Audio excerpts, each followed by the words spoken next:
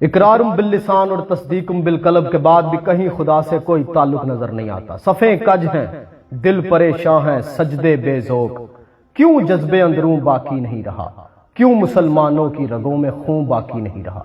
غور تو کیجئے، آپ کا مذہب، آپ کا مسلک، آپ کا عقیدہ فقط آپ کی عادت ہے یا پھر جد و جہد کے نتیجے میں یہ آپ کا انتخاب ہے؟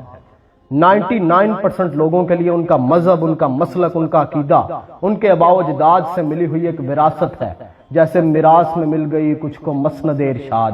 آپ سنی بریلوی صرف اس لیے ہیں کیونکہ آپ نے جس گھر میں آنکھ کھولی وہاں آپ نے محفلیں ہوتی ہوئی دیکھیں۔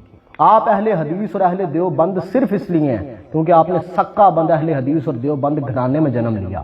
آپ اہل تشیع صرف اس لیے ہیں کہ آپ نے جس گھر میں جنم لیا وہ شیعوں کا گھر تھا۔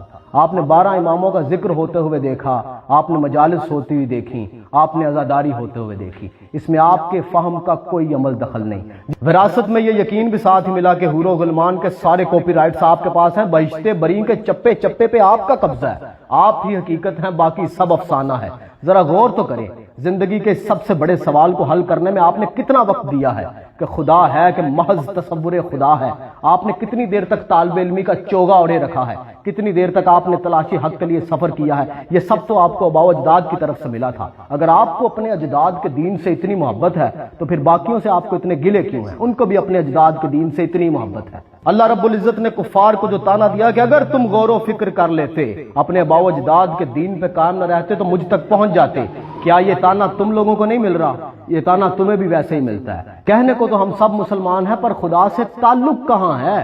اقرارم باللسان و تصدیقم بالقلب کہنے کے بعد بھی کہیں خدا سے تعلق نظر نہیں آتا۔ اگر یہ سچ ہوتا تو راز کھل گئے ہوتے، ستاروں پہ کمند ہوتی، شراب شوق می نوشم بگرد یار می گردم ہوتا۔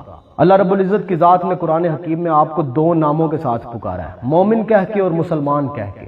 خود کو مومن کہنا تو بڑا مشکل ہے، لیکن مسلمان جیسے ٹائٹل کا کیا، اتنے بڑے ٹائٹل کے ہوتے ہوئے آپ نے اپنے ناموں کے ساتھ چھوٹے چھوٹے سب ٹائٹلز کیوں لگا لیے؟